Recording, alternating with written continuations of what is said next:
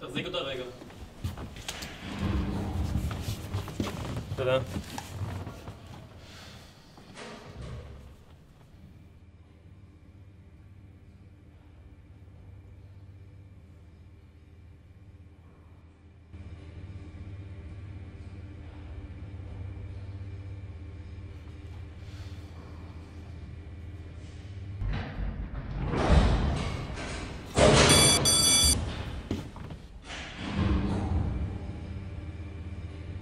מה, אתה ממהר?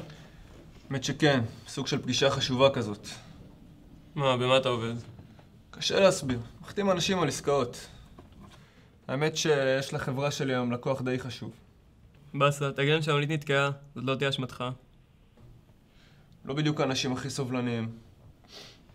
לא אוהבים תירוצים. אני בטוח שיהיה בסדר. על סמך מה אתה אומר את זה בדיוק? מה זאת אומרת? זאת אומרת שעם כל הכבוד, ובאמת בלי להעליב, אם תאחר להביא את החבילה שלך לאף אחד לא יהיה אכפת. אנשים תלויים בעסקאות שאני מחתים. אני מבין מה אתה אומר, באמת יש פחות מחויבות, אבל אל תמיד בערכם של משלוחים. מה זאת אומרת? זאת אומרת שגם לשליחים יש חשיבות בעולם הזה, ויותר משאנשים חושבים. אתה נהנה להיות שליח? בטח, אתה נוסע ממקום למקום, אבל בלי למהר, אין לחץ. נגיד, לא מבקשים שעה אלא יום, ואז אתה יכול ליהנות מהמקומות שאתה מגיע אליהם. והנמענים, איך הם מאושרים שאתה מביא להם חבילה? אנשים לא מקבלים משלוחים כל יום, וזה חתיכת ריגוש בשבילם. שמח לשמוע.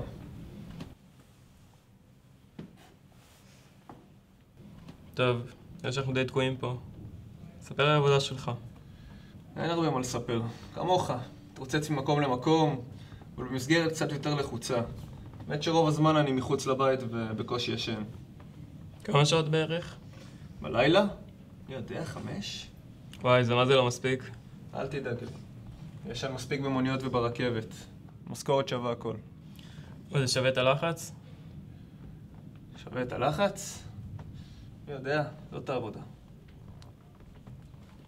תגיד, עוד שאלה. כן. מה יש לך במזוודה? מה יש לי במזוודה? כן, תמיד אני רואה אנשים כמוך הולכים עם חליפה ומזוודה. אף פעם לא מבין מה יש להם בפנים. האמת, בעיקר אבנים. מה? כן, זה הכל פוזה. עושים את זה בשביל להרשים אנשים, שהיא תראה יותר כבדה. רגע, עשית לי את היום. עכשיו תורי לשאול. מה?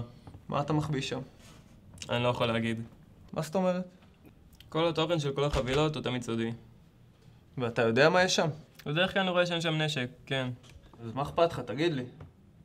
אני לא יכול להגיד. זה עניין של אתיקה. מה לשליח ולאתיקה? השולח לא רוצה שאנשים ידעו מה יש לו בחבילה, וזה תפקידי לשמור על כבודו. מה זאת אומרת? בסך הכל חבילה מטומטמת, תגיד לי מה יש שם.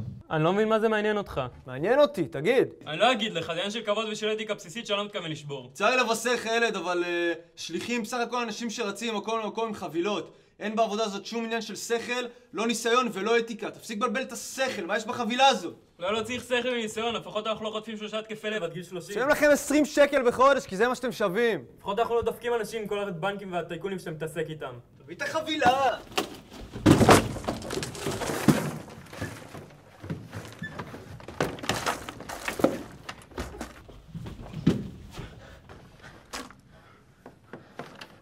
קדימה, גבי עוד פעם אחת, נראה מה יקרה.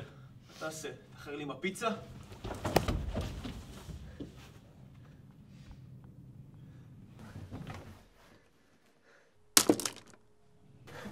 שיט. בסדר? לא התכוונתי. שיט.